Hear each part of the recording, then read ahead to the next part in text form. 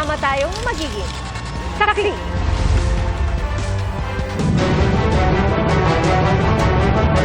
Bago sa saksi, salitan umanong hinalay ng 3 suspect ang isang babaeng 16 anyos sa Maynila. Ang mga suspect, mga grade 12 na estudyanteng kaeskwela ng biktima. Saksi, si Nico Wahe. Kulungan ng bagsak ng 3 lalaking grade 12 student matapos umanong pagsamantalahan ng kaeskwela sa Baseco sa Maynila. Ang biktima, 16 anyos na babaeng grade 11 student. Ayon sa Baseco Police, kachat ng biktima ang isa sa mga suspect na nagyaya umano ng inuman. Nag-start to sila ng around 11 p.m. April 6. And then natapos ng mga around 2 o'clock, approximately 2 o'clock in the morning. Sa kwento ng ating biktima, nakatulog daw siya sa sobrang kalasingan. Nalimpungatan na lang daw ito nang maramdamang may humahalik sa kanya habang hawak-hawak ang kanyang kamay. Salitan daw siyang hinalay ng mga sospek. Nang mapansing tulog na ang mga sospek dahil sa kalasingan, ay dito na raw tumakas ang biktima. Nag-isip po itong ating biktima kung saan po ang ginawa niya, umalis siya sa place of incident po kung saan nagpunta siya sa kanyang kaibigan. Sa bahay ng kaibigan na siya natunto ng kanyang nanay, saka sila nagsumbong sa pulis. Agad nahuli ang mga sospek matapos magkasa ng follow-up operations. Tumanggi magpaliwanag ang mga sospek na nakakulong ngayon sa Baseco Police Station dahil sa kasong rape. Bakit ito nagawa ito? Para sa GMA Integrated News, ako si Nico Wahe, ang inyong saksi. Isa pang bago sa saksi, kasalukuyang nasusunog ang isang bahay at isang junk shop sa Taguig City. Nahihirapan makapasok ang mga bumbero sa loob dahil sa mga tambak na gamit. Gumagamit na ang mga bumbero ng kemikal na inihalo sa tubig para makontrol ang apoy. Problema sa kuryente ang tinitingnang sanhi ng sunog na kumite sa mag-asawa at kanilang 2 anak sa Las Piñas. Saksi, si Bea Pinla.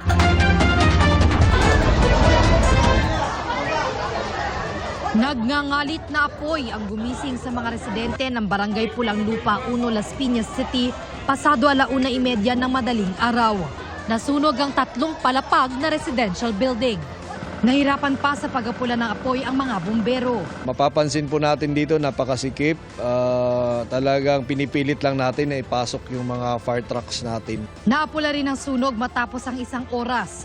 Pero 4 na miyembro ng isang pamilya ang namatay matapos matrap sa loob. Ang padre de pamilya na edad 38, misis niyang edad 35, at ang 2 nilang anak na babae na 17 at 3 taong gulang. Yung mag-iina po ay doon natutulog sa mezzanine. Bumagsak po yung mezzanine hanggang 2nd floor. So magkakasama-sama po yung mag-iina. Yung ama naman po ay natagpuan sa malapit po sa kusina. Base sa investigasyon ng mga otoridad, problema sa kuryente ang isa sa tinitignang sanhi ng sunog. Tinatayang aabot sa halos 600,000 piso ang halaga ng pinsala. Nabulabog din ang sunog ang isang imbakan ng gasolina sa Malasiki, Pangasinan. Dali-dali akong pumunta niyan. Pag kung mayroon nga, inaapula namin. Nadamay ang 2 katabing bahay habang 3 ang naiulat na sugatan. Upon arrival po natin and assessment, nagtawag na po agad tayo ng augmentation kasi malakas nga po yung ano. Tapos may mga pagsabog. Umabot sa 2nd alarma ang sunog. Mahigit 30 bahay naman ang nasunog sa Cebu City. 8 iba pang bahay ang naiulat na partially damaged. Mabilis na kumalat ang apoy dahil pawang gawa sa light materials ang mga bahay. Dahil sa kitid ng daan papunta sa mga nasusunog na bahay, kinailangang pagdugtungin ng mga bombero ang fire hose para maabot ang mga ito. Nagdali-dali na lang may gawas para safe mi ba? Ayon sa Cebu City Social Welfare Office, umabot sa mahigit 60 pamilya ang apektado. 5 establishmento naman ang natupok kahapon sa Buluan, Maguindanao del Sur. Dahil sa lakas ng hangin at gawa sa light materials ang dikit-dikit na mga gusali, mabilis na kumalat ang apoy. tulong-tulong sa pag-apula rito ang mga bombero mula sa magkakaibang bayan. Para sa GMA Integrated News, ako si Bea Pinlac, ang inyong saksi.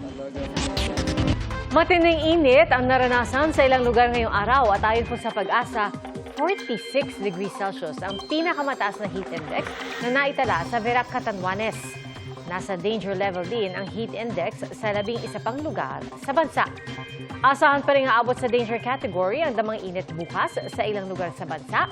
Sa datos ng Metro Weather, may tsansa ng ulan sa ilang bahagi ng Palawan at Mindanao simula bukas ng umaga. At posible pa yung lumakas sa hapon kaya mag-ingat sa banta ng pagbaha at pagguho ng lupa. May tsansa rin ng kalat-kalat na pag-ulan sa ilang bahagi ng Luzon at Visayas. Mababa naman ang tsansa ng ulan bukas sa Metro Manila. Sumuko sa mga otoridad ay isang miyembro umano ng criminal group na sangkot sa pagpatay at pagdukot. Kinupis ka rin ang matataas na kalibre ng armas. Saksi si John Consul. Matapos ang ilang oras na paglalakad sa bundok na ito sa Libon, Albay, sinimulan ng NBI Bicol ang paghukay sa isang mabanging bahagi ng bundok. Nilagay pa nila sa drum. Sa loob ng isang binaong plastic drum, na-recover ang ilang M16 at mga magazine na puno ng bala. Sige po. Ayan po ha, picture lang po nito, po. Sa dingding at sahig ng bahay na ito, nasunod na pinuntahan ng NBI sa Libon, Albay, tumambad naman ang mas maraming bilang ng high-powered firearm. Nadiskubre ito matapos sumuko sa NBI ang isang member ng Gilbert Concepcion Criminal Group na nag-ooperate sa Bicol at Calabarzon. January 2024, nang mapatay ang leader ng grupo na si Gilbert Concepcion sa isang engkwentro sa Parañaque City. Na ang kaso nito ay nakabinbin sa Regional Trial Court. Meron po siya nabilang ko 10 kaso. Merong murder, kidnapping with murder, kidnapping with serious illegal detention, and kidnapping. Giit ng sumukong member ng umano'y criminal group, hindi siya kasama sa malaking bilang ng pagpatay na minsan umano ay nauuwi pa sa pamumugot ng mga biktima. Sobrang laki po ng pagsisisi ko na sumama sa Gilbert Concepcion Group.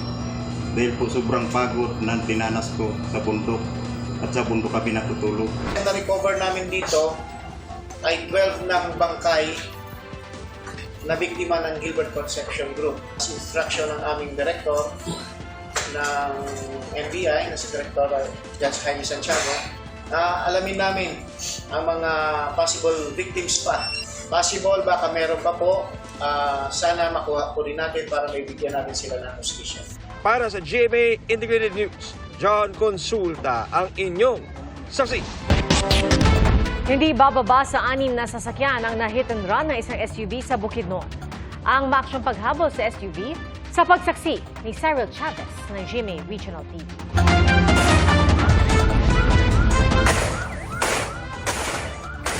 Umalingaw-ngaw ang putok ng baril habang napapaligiran ng mga pulis ang SUV na ito sa Lantapan, Bukidnon nitong Huwebes. Sinubukan ng SUV na umatras para makatakas, kaya nasundan pa ito ng warning shot. Di nagtagal, nabuksan ang driver's seat at pinadapa ang sospek. Ayon sa mga pulis, ilang oras na nilang hinahabol ang sospek na tinakasan umano ang 6 na nabanggang sasakyan sa Valencia City. Nagsibat mentol itong nakabangga, then yung hurdle niya mga checkpoint. Luckily sir, itong mga checkpoint sa different area sa Valencia and Malaybalay is alert. So eventually nagkahabulan sila sa Lantapan. Nakumpiska mula sa sasakyan ang mahigit 34,000 pesos na halaga ng hinihinalang shabu, drug paraphernalia at mga bala ng kalibre 45. Yun lang ang ginawa ng pulis natin, pinaputukan yung gulong niya. Yes sir, para lang mapin down siya sir kay sir, at purusot ng PNP sir, di talaga siya mag-stop, even to slow down sa mga checkpoint. Kuwang pa nga sir, gibanggaan niya pa itong mga 2 ka-barricade sa PNP. Sinusubukan ng GMA Regional TV na makuha ang panig ng sospek. Una na niyang sinabi sa mga otoridad na papunta siyang Cagayan de Oro City bago mangyari ang banggaan at habulan. Accordingly sa suspect sir, napag-utusan lang siya ng may-ari na i-drop ng mga items. So ito nga sir, na-involve sa traffic accident not knowingly na may dala pala siyang drug items. Mahaharap sa patong-patong na reklamo ang sospek habang iniimbestigahan ng mga otoridad ang may-ari ng sasakyan. Para sa GMA Integrated News, ako si Cyril Chavez ng GMA Regional TV, ang inyong saksi. Hindi agad ipadedeport ang nangharas umanong Russian vlogger. Dahil po yan sa patong-patong na reklamong kailangan muna niyang harapin dito sa Pilipinas. Saksi, si Ian Cruz. Nakaposas nang iharap sa media ang Russian vlogger na si Vitaly Dorovetsky. Nakangisi pa siya at may punto pang kinuha niya ang sombrero na hawak ng isa sa dalawa niyang bantay. Binawi rin naman ito agad sa kanya. Ang kanya namang mga daliri, tila may ipinahihiwatig. Hindi rin malinaw kung para saan ang ipinapakita niyang itim na booklet. Tinangka rin niyang kausapin si DLG Secretary John Vic Remulla pero pinigilan siya nito at ng dalawang bantay. Patong-patong na reklamo ang kinakaharap ni Vitaly dahil sa kaliwat kanang pangharas sa mga Pilipino. Kabilang rito ang pagkuha ng video na walang consent at pamamahiya sa iba pang gwardya sa Taguig. Bukod pa yan sa harassment ng isang matandang babae at pagmumura at pagtawa sa isang windsurfing instructor sa Boracay. Nang ipakita sa vlogger ang news reports ng kanyang mga ginawa. Release natin to at hanggang walang verdict laban sa kanya ay hindi siya mag-deport. Dito lang siya sa Pilipinas.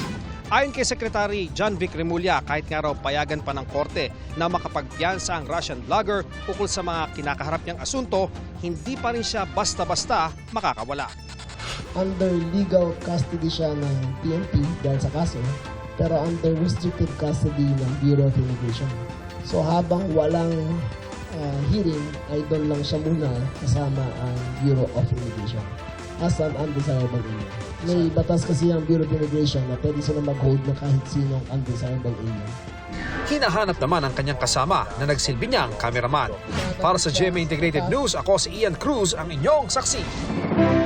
Dalawang lokal na kandidato ang pinagpapaliwanag ng COMELEC dahil sa mga kontrobersyal nilang pahayag sa kampanya.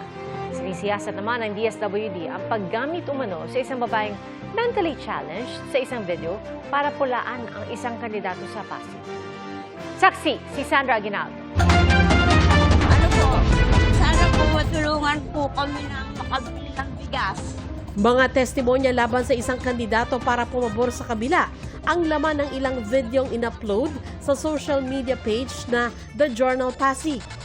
Sa isang video, tampok ang 77 taong gulang na babaeng ayon sa kanyang mga kaanak ay mentally challenged at 10 taon ng under medication.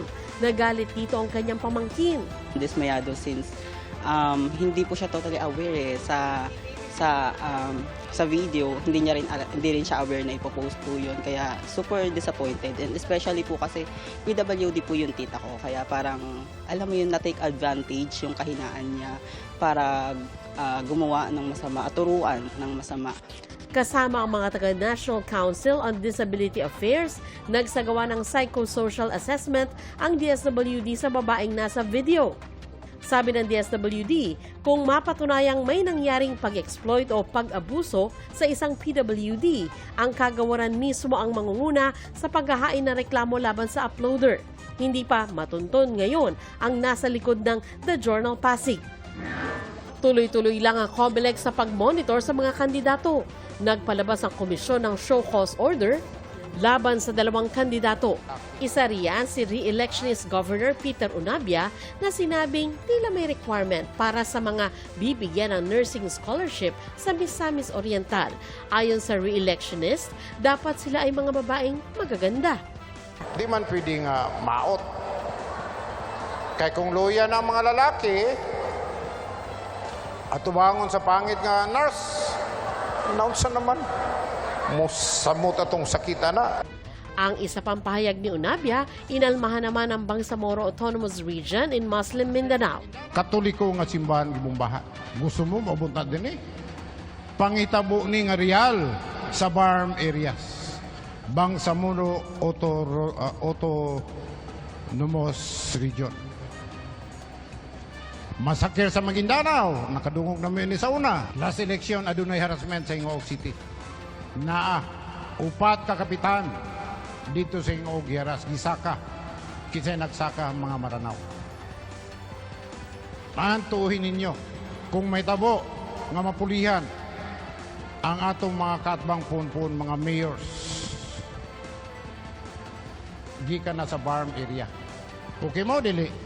Ayon sa tagapagsalita ng BARM, hindi nararapat ang pahayag ni Unabia at nagpapakita ng kakulangan ng mas malalim na pagkakaunawaan at cultural sensitivity dialogue.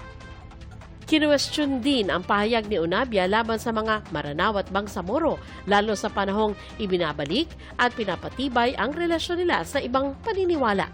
Hiningan namin ng pahayag si Unabia pero nagsabi siyang bukas na siya haharap sa media. Pero sa isang statement, sinabi ni Unabia na distorted ang video na lumalabas sa social media. Nananatili raw ang mataas niyang respeto sa Maranao community. Mari raw bukas ang kanyang pahayag sa iba't ibang interpretasyon at maring makita na kulang sa sensitivity. Pero ginamit umano ito ng kanyang mga katunggali sa politika para mawala ito sa konteksto. Humingi rin siya ng paumanhin. Sinabing hindi niya intensyong maliitin ang mayamang kasaysayan, pagkakakilanlan at dignidad ng mga Maranao. 3 araw ang ibinigay ng COMELEC kay Unabia para ipaliwanag kung bakit hindi siya dapat sampahan ng reklamong election offense o petition for disqualification. Kinakailangan natin ng paliwanag dun sa bagay na yan sapagkat maaaring ito ay may paglabag sa ating pong anti-discrimination resolution.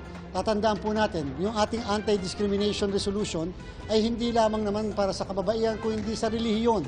Ipinagbabawal din daw sa resolusyon ang labeling o pag-aakusa sa individual o grupo bilang aktivista, terorista o kasama sa kriminal na grupo. Wala po nakalagay sa guidelines natin na apology or I am sorry bilang pagpapababa ng kaso o pagpapababa ng bigat ng sinabi. Pinagpapaliwanag din ng COMELEC si Batangas gubernatorial candidate J. Manalo Ilagan dahil sa naging tugon niya sa tapatan nila ngayong eleksyon ni dating Batangas Governor Vilma Santos Recto. Ang aking kalabay isang Vilma Santos laang nalaos na. Hindi ako takot kung si Catherine Bernardo at si Andrea Brillantes ay takot ako. Pero Vilma Santos, kanyang marami naman sa mga fans niyan ay namamahinga na rin. Ang iba naman ay hindi na rin, siyempre, nasa edad yan. Binibigyan sila ng pagkakataon ng COMELEC na masagot yung mga paratang po sa kanila. Kung sakaling makita ng task force natin na dapat siyang kasuhan ng disqualification or election offense, yan po yung susunod na at dyan po magkakaroon ng formal na pagpapasagot sa kanya sa pamamagitan ng pag-i-issue ng summons. Walang direktang sagot si Santos Recto sa binanggit ni Ilagan, pero naglabas siya ng pahayag na nagsabing tuloy lang ang kampanya nila sa Batangas. Para sa GMA Integrated News, ako si Sandra Aguinaldo, ang inyong saksi. Mga kapuso, maging una sa saksi. Mag-subscribe sa GMA Integrated News sa YouTube para sa iba't ibang balita.